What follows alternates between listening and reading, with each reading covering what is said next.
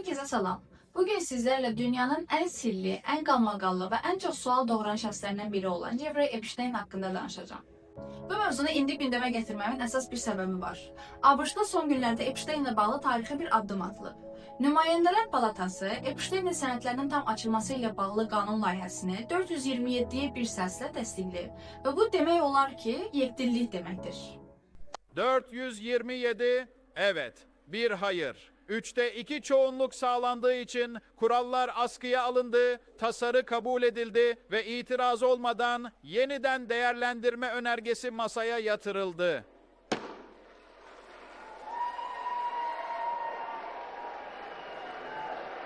Əgər qanun qüvvəyə minsə, Epstein ilə bağlı olan bütün məxfi məlumatlar, sənədlər və şahidlər ortaya çıxacaq və bütün dünya buna gözləyir. Görəsən sənədlər açılandan sonra kimlərin adları ortaya çıxacaq?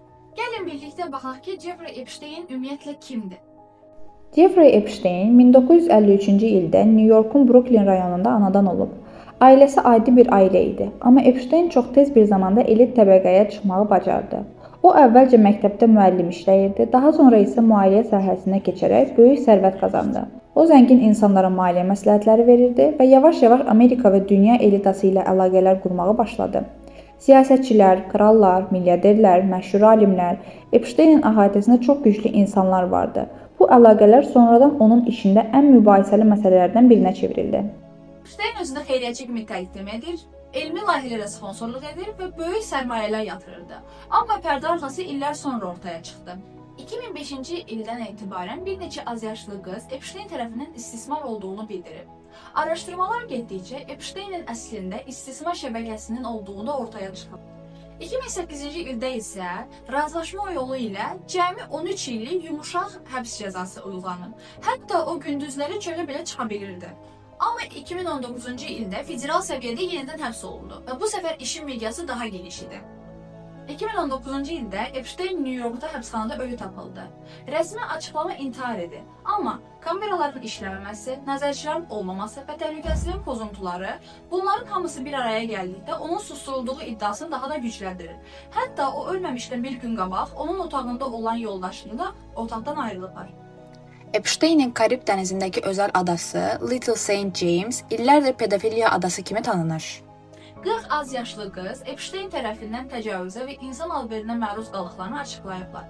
Hətta onlar sosial medialarda videolarını "Biz tək deyilik, biz yalan danışmırıq, bizə inanmadınız amma biz buradayıq" adlı videolarla paylaşırlar.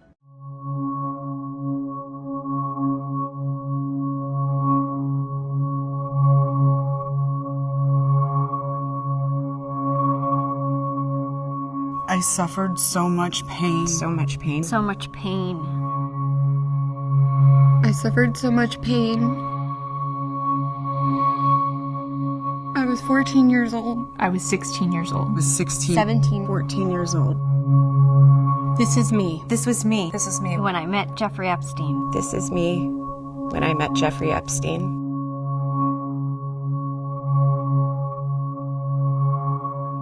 There are about 1,000 of us.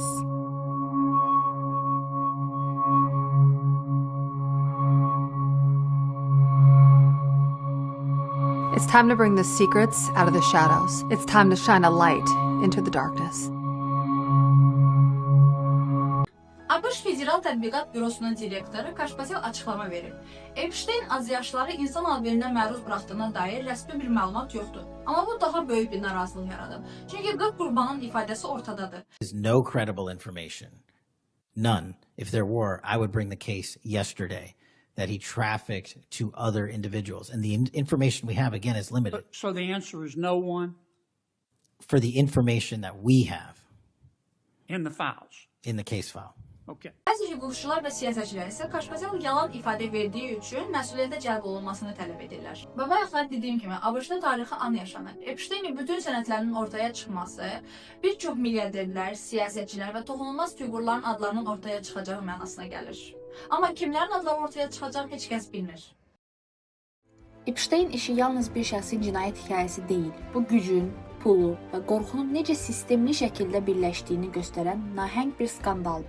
İndi isə görünür ki, o qapı tam açılır və gizlətmək artıq mümkün olmayacaq.